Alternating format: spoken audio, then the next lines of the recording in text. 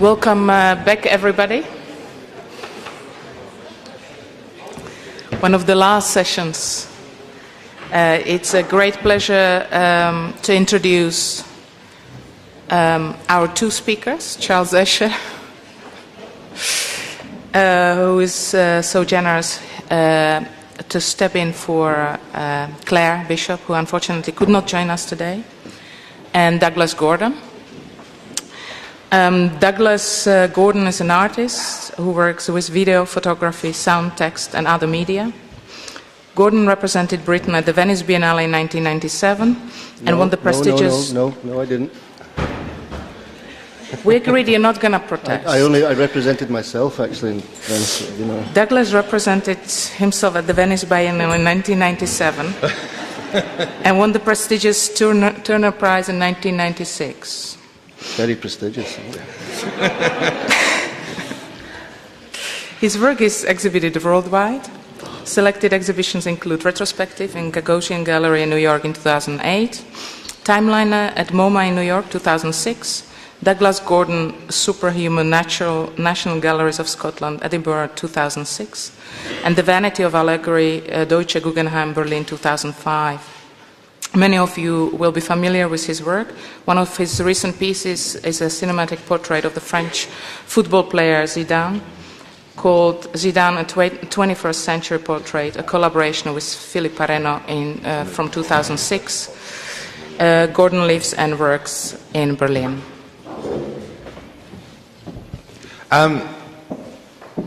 Thank you, Maria. I'm going to ask Douglas actually to introduce a video which we're going to show. We thought it would be nice to break up the pace a little bit and this endless talking heads. And also I want to see this video because I've never seen it, so it's a little bit selfish as well. Doug, could you introduce it? Hello, everybody. I should say that Charles and I don't see each other very much, and we love each other, and we might get a little excited, and he might revert to a very heavy Mancunian accent, and if I start speaking really too fast in a Glaswegian way, somebody please stop me, because you won't understand anything. I should say that when Charles asked me to come here, and he gave me a kind of a pretty broad brief. It's happened already. He gave me a fairly broad brief. You know, one of the things that I thought I could show here, this thing is called approximately 20 seconds of pretty much every film and video that I made from 1992 until now. And the reason why I thought it would be appropriate was because I generated the initial idea on my first trip to Poland when I was invited to do something for the Gallery of Vauxhall. And I had probably been used to working in spaces of the scale of this hall, and Vauxhall was quite the opposite, maybe the scale of the stage. And I thought that there was such a hunger and an appetite, not necessarily for me, but such a hunger and an appetite in the early 90s from my friends in Poland, that why show one thing when you can give everything? So this is pretty much everything. And we thought it would be kind of fun to watch this and not talk. It's only 20-something minutes and people can leave whenever they like. But it might be good to put the house lights down, no? Yeah, something's happening. Even more. Like black? Yeah. And maybe the spotlights as well. Oh, okay.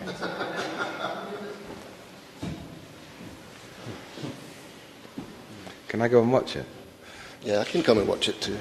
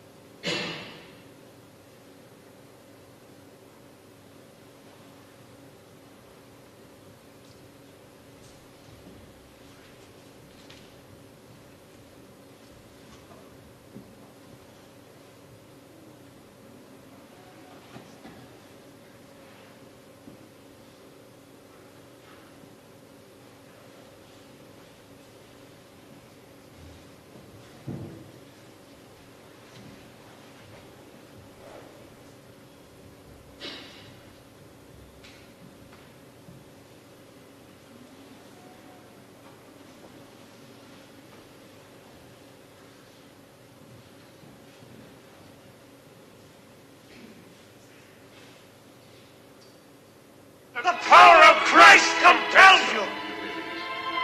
The power of Christ compels you. The power of Christ compels you. The power of Christ compels you. The power of Christ compels you. The power of Christ.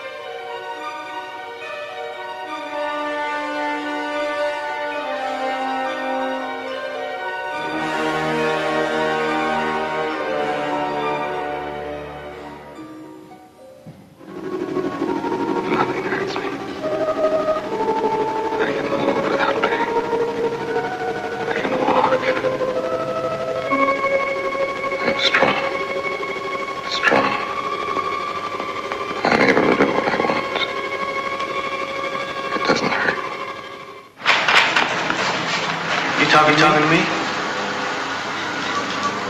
You talking to me? You talking to me? Well, who the hell are you talking to me? Well, I'm the only one here. Oh, don't buy me, man. I'm being late. Oh, sure, it's the same. She always comes in alone. Drives a big convertible west, mean cold, that knows everybody. But she always comes in alone.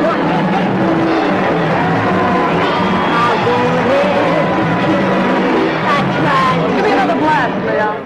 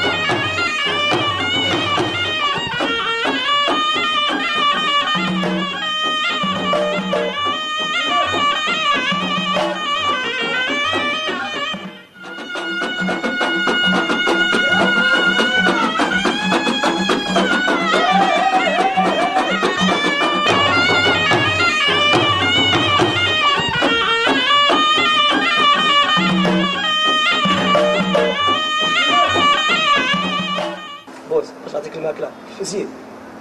هي هي هي هي هي ها جوج ها ثلاثة ها أربعة ها خمسة ها ستة هي هي هي ماشي بصل قفين قفين بس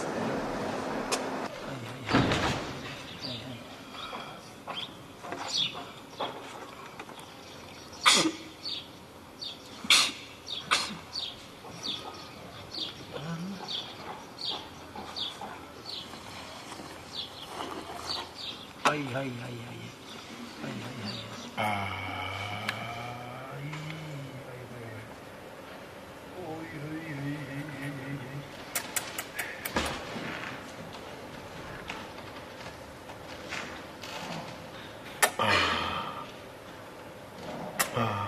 فاهم بيزو؟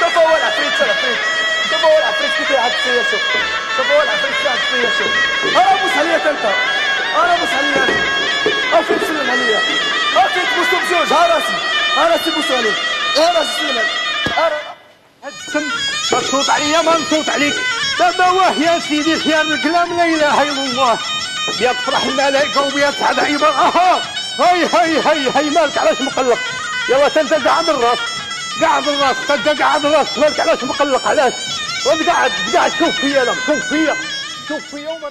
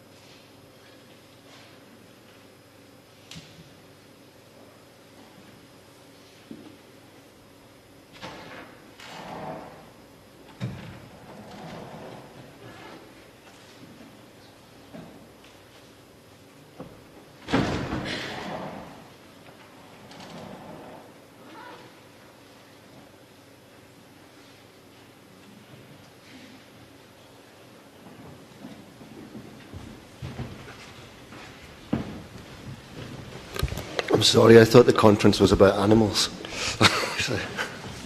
There were so many of them.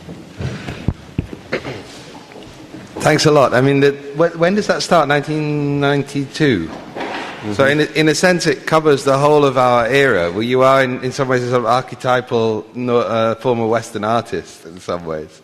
In the sense that what we've seen through there goes from 92, I think, until 2008 or something like that. Yeah, so it covers the till now. Yeah. Till now, mm-hmm. till this year.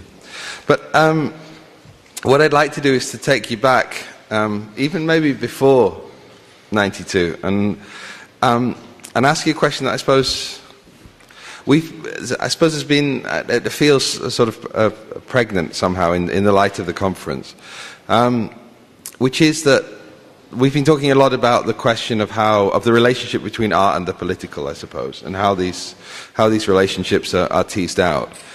And I can remember also, to some extent, being part of the fights that in Glasgow in the late 80s, there was a kind of very politicized, in a sense, very obviously politicized form of art. And it was mostly painting. It was mostly figurative. Well, it was always figurative. Often really fairly simply socialist realist, I think we would say. And an artist like Ken Curry, that a very few of you might know from long ago, would be an example of that. And that was kind of predating the Glasgow Miracle, which we'll come to talk about, but was nevertheless a sort of Glasgow scene. And it was defiantly left-wing. It was part of, my own history as well, with the miners' strike and the whole way in which art could somehow be on a trade union banner, or could be in a People's Palace museum, as there is in Glasgow, and depict the struggles of the working class from through the 20th century, basically, from early industrialization onwards. And I always sensed that in some ways, your work was quite a reaction to that, or it took account of that politicization, but wanted to say something different from that quite direct connection between art and politics. And I wonder if you could talk about how you came, in a way, to the sources and the works that began to influence you, and how you saw that in relation to that very overtly political history that was immediately behind you. I think that there was a very fortuitous conspiracy of circumstance for me and my peer group in Glasgow between 1984 and 1988. And you do have to remember that this was really at the worst point, the most brutal point of Thatcherite policy, which was absolutely supposed to crush the North, destroy the mining and steel industry. You're up there. And there was definitely a feeling within. It wasn't like an art community in Glasgow at that time, but there was definitely an art class, and the art class was very conscious of its class. And I think that this nice conspiracy of circumstance was that the art school was fundamentally changing, and it had to drag itself away from this very, I suppose, kind of a typical macho art school where tutors would go out and get pissed at lunch, come back, probably sexually harass students, and go very happily towards their pension. And that had to change. And I think part of the changing in that was that a group of us in Glasgow fell in between departments. What has now become an established department in Glasgow School of Art called the Environmental Art Department was refused by us. And the school, I suppose, challenged a small group of us, 7 or 8 of us. They said, well, if you want to write your own manifesto, then go ahead and do it. And they thought that we wouldn't, so we did. It's kind of nice to write a manifesto when you're 19. And then they had to accept it. And around about this time, Transmission, what people would maybe know as Transmission Gallery, started, except for the fact that Transmission Gallery was never called Transmission Gallery. It was called Transmission, the Committee for Visual Arts. And that obviously came from a fairly far left principle. The principle of the gallery was that you could not be on this committee for visual arts for more than 2 or maybe a third year in exceptional circumstances. You know, quite an old communist idea, I suppose. This used to happen to me all the time. I never would remember the telephone number. And I'd call up directory inquiries and say, what's the number for Transmission Gallery? And they say, there is no Transmission Gallery. There is only a committee for visual arts. And I kind of liked that little nod to socialist history. For me, around about that time, working with people like Malcolm Dixon and Billy Clark and stuff, there was a strong emphasis to move away from traditional, so-called traditional painting, figurative painting, and that kind of took me into performance art, and in particular to work with, if you think that, you know, we thought that we were peripheral in Glasgow, and then you went to Belfast and saw what that was like. And one of the tutors in Belfast, Alistair MacLennan, who was a big influence on me, you know, he already had, I suppose, a slightly established relationship with a lot of performance work coming out of Poland, Black Market and stuff like that, for instance.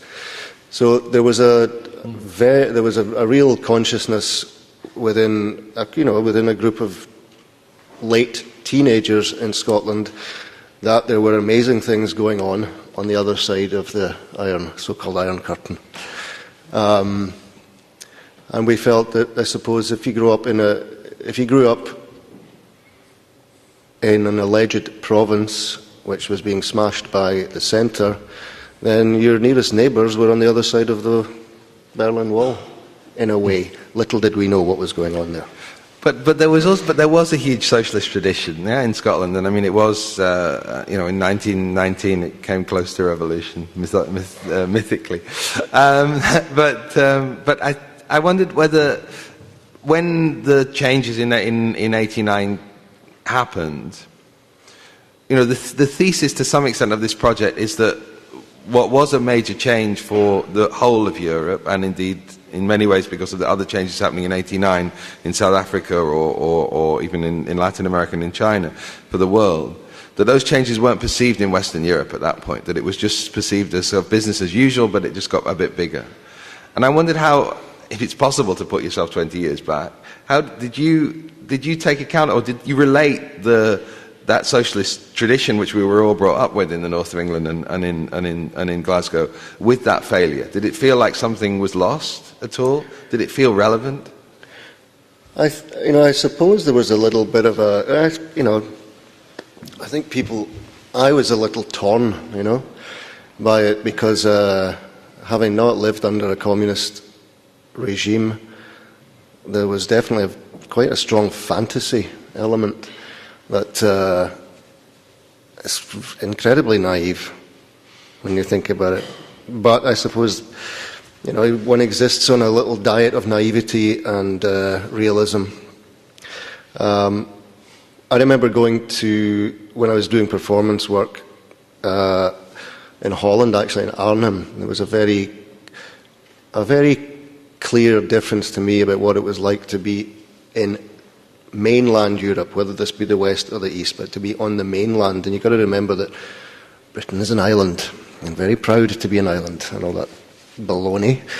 Well, there was a big difference to me to step onto the mainland Europe and onto basically where the territory and the landscape in which these opposing political philosophies were fought out, particularly in Arnhem, actually, for me. And I was very, very aware of the history of conflict. And then I think the next big thing that I remember was being in Bremen in 1989, I think in September. And I had been making a lot of text pieces around about this time. And I'd never been to Berlin. But there was a palpable feeling in Bremen amongst my group of artist friends that something was going to happen. That was in September, and I don't know. It was there was a definite feeling that something was going to break, I suppose. Having said that, I now live in Berlin, and again, it's a kind of a curious thing to have, almost like a concertina effect of time being pushed in and being drawn out, and being pushed in and being drawn out, and enjoying living there, but still being conscious of the fact that when you walk down the streets in Prenzlauer Berg, avoiding yuppies with babies, that only 20 years ago people were disappearing from their flats in the middle of the night, never to be seen again. And this is very, very curious for me. I don't live in Prenzlauer Berg. I want to move. I want to address the Glasgow miracle, or address it was actually brought up this morning by Simon as an example. There was the Glasgow miracle and the Nordic miracle. There wasn't a Spanish miracle, unfortunately, Nuria, but nevertheless, there will be. No, Velasquez. No? And one of the issues, one of the problems that Simon brought up with this was this idea that the miracle kind of supposes the idea that nobody did any work and it just happened. Somehow there was no predecessors and there was no cause. There was just divine intervention. And I suppose what I want to ask is, did the whole process by which the Glasgow art, I can maybe say an anecdote. I remember going down to London once after we'd done 24-Hour Psycho, and I think after Christine Borland's show. And being invited into the office of Nicholas Logsdale at Listen Gallery, your former gallerist, and being sat down. This was the first time I'd been in these kind of hallowed sanctuaries, and of course a lot of class politics are playing. The old class politics from before this time. But he spoke in one accent, and I spoke in another, so he was obviously better than me. Did he ask you to call him sir? Because he asked me to call him sir when I worked at the gallery. I think I just did it anyway. But he said, so what should we do with this thing? And I was going like, what do you mean? He said, well, what should we call it? Should we call it Scottish art? Should we call it Glasgow art? He said, how should we sell it? What should be the approach? I, of course, sat there like, frozen in the headlights rabbit, basically, and said, Scottish, which I got wrong, of course, because it became Glasgow. But basically, you could see that there was an attempt. I don't know. Now in retrospect, and I wasn't aware of it then. I have to admit that. Yeah, I was also naive. But you could see there was an attempt to kind of market it and to instrumentalize it. And the Glasgow miracle also feels a kind of, I think that's what you're getting at in some ways, sort of instrumentalization of these peripheries, also with the Nordic. In order to fill a certain demand that was going on at that time. Did you ever feel a kind of instrumentalization? How did you respond to that whole packaging of Glasgow? I think I got out. I think I got out quite quickly. I would say that I think it says somewhere that I live and work in Berlin, but I like to think I live and work in Berlin and Glasgow and New York. And I think I'm working in Utrecht at the moment. So I think that you have a peripatetic life. There's no way that I felt that I needed to be put into any little box. I think I understood that in order for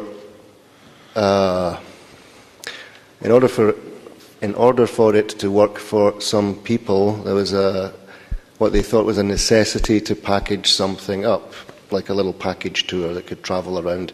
If you can't go to Glasgow, we can put it in a box and we can send it to you, which is not such a bad idea. However, the word miracle I have a problem with. The Glasgow package is okay, but the Glasgow miracle I think I have a little bit of a problem. Did you feel that limited you? You did leave as well. So was there a point where that package, where the wrapping of that package became something more negative than positive? I was always, I don't know, maybe people just didn't like me, but I was always encouraged to leave. That's not true.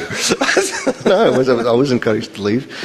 I remember, I went from Glasgow to London, and there was a definite feeling of selling out your class roots because you were a working class guy going to work in London. But you came back. I came back. Then they wanted me to leave again, so I went somewhere else. And so, I kept. As soon as I won the Turner Prize, I got really far away because that was very unpopular in England. Yeah. There were definitely strange things going on. I don't think that it's the same now as it was then.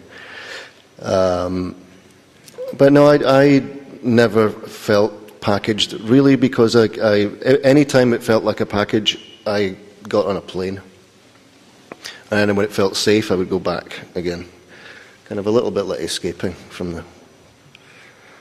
And how, I mean, in those early times, how were you taken up internationally? I mean, was this Glasgow brand something that worked internationally? Were you seen as See, I don't know, maybe I'm too naive or something. I never felt of it this way at all. I didn't think that I represented anything other than the meagre ideas in my work. I think that was enough to try and defend the ideas rather than to represent... I don't like the idea of anybody representing, certainly not a nation. I think it's pretty foul.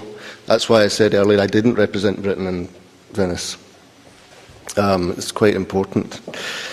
No, I didn't feel branded at all. But you've got to remember that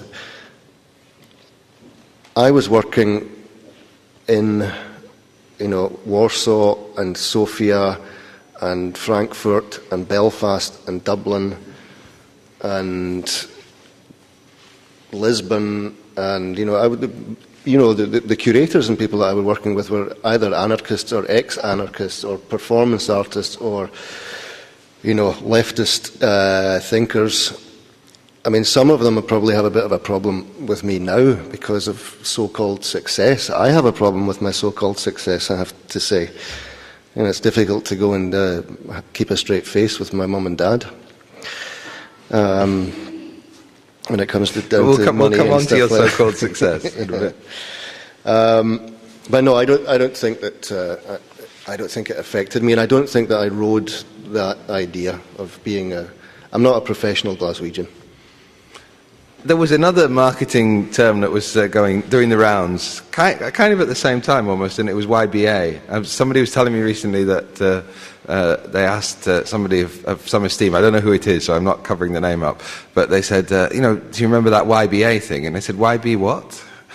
And so it's also has a certain limit, apparently. But how did you, I mean, we were working in Scotland at the time, and that wasn't really, I mean, the B could have included us, but it never did, and probably never does, that would be my argument, but, or never could do, in a sense. But how did you observe the YBA movement?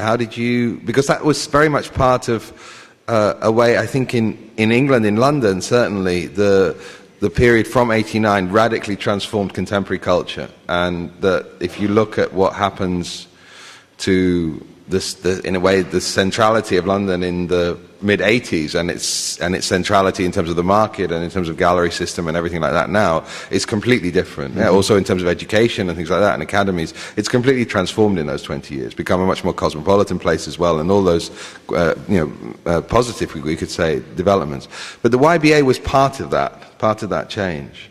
And how did what's your account of it? What can you remember from it? Were you ever put in it? Did you fight against it? No, I think I floated in and out of it when it was convenient for the curators. I mean, the YBA thing wasn't created by artists; it was created by curators and the press, and that was a pretty devilish combination for artists to work with.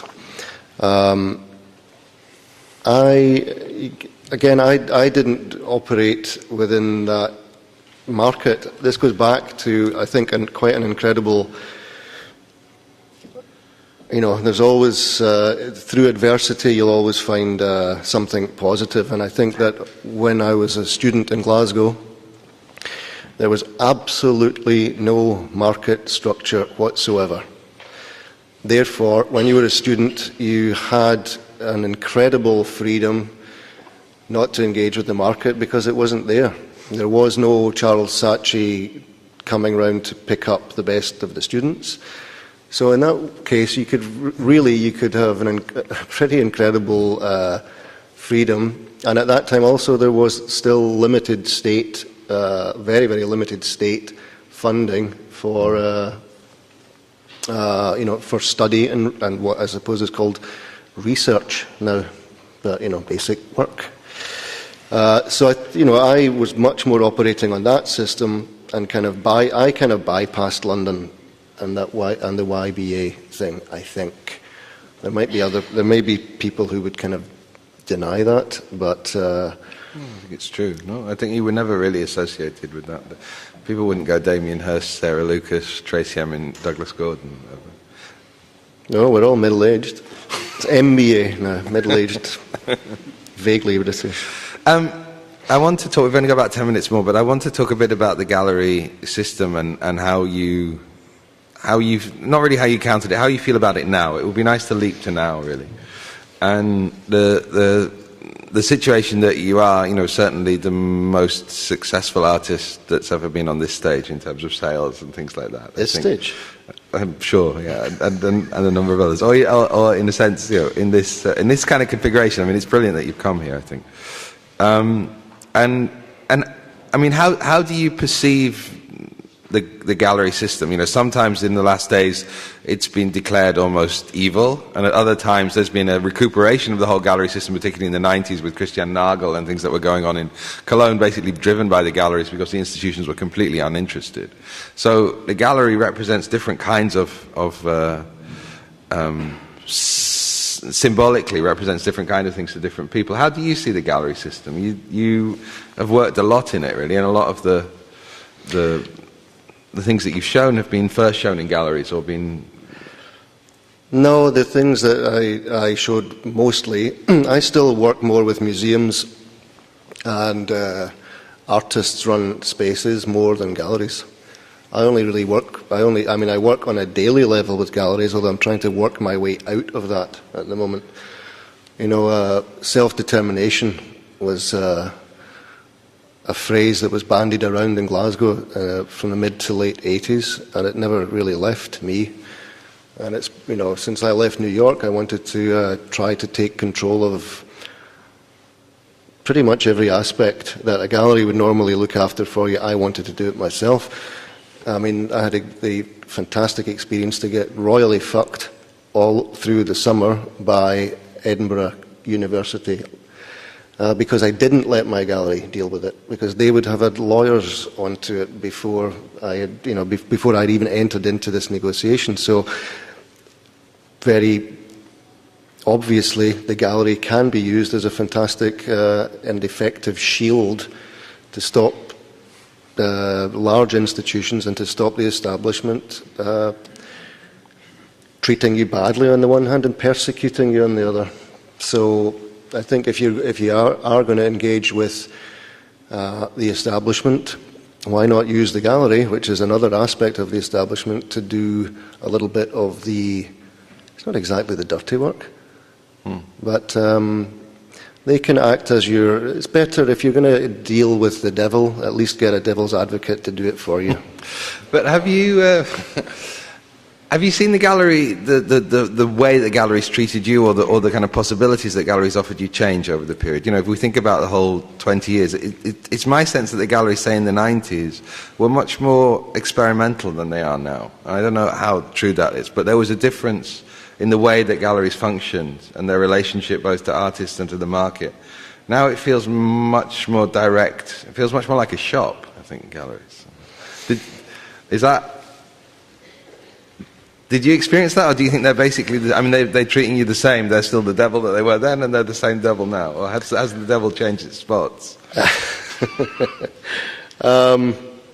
Actually, it's funny, my gallery in New York actually just opened a shop in order to probably distinguish itself from, the shop can distinguish itself from the gallery.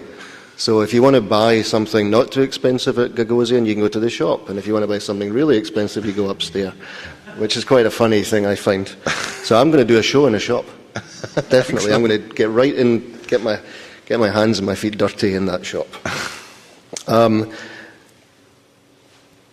You have to remember, though, Charles, that I only did 3 gallery exhibitions in the States, and I only did 2 in London.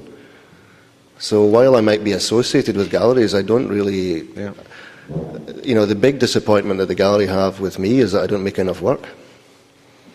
So my engagement with the market has only been on I can't fulfill the demand, if we're going to talk about it on that level. I don't fulfill the demand because I don't have enough ideas. I only make what I can. And I think that is a really crucial and special thing, that I'm not lazy, I just don't have that many ideas. Therefore, I can't engage with the market on a level of some, on a kind of a hyper market level. And maybe this is a difficult question, but one of the ideas of the last 20 years that there's been a globalization of the art field. Yeah? That, in other words, that what was something that was largely North American and Northwest European, and I'm not probably in some ways excluding Glasgow from that, but Northwest European in terms of the central Northwest European states, has grown hugely. And how have you been affected by that? Has that been a trajectory which you've observed in terms of the kinds of influence that you've been open to, the kinds of work that you're making, or has it been more personal? I think that coming from a broadly Calvinist culture, and then even within the dreary absence of icons of Calvinism, I even had a more extreme personal religious upbringing. So if you think Calvinism's bad, you want to see what I went through. Like no images, basically no fun, but lots of thinking and lots of reading. So that inevitably, with lots of thinking and lots of reading, I was very drawn to North American conceptual art practice. So there was huge influence from Lawrence Weiner and Robert Barry and Douglas Hubler and John Baldessari and stuff like that. They were I think that all these questions that you asked me would be great to ask them, because they're older, wiser, and they really saw a shift in their relationship with market forces. Mm-hmm. And I think let's get them back for the next conference. Let's get all the old guys in. That's been said another time actually here, so maybe that's a good hint. As it's meant to be a conversation, do you want to ask me anything? Do you remember that night we spent in Frankfurt? I think on that note, Douglas, thanks very much indeed. And thanks.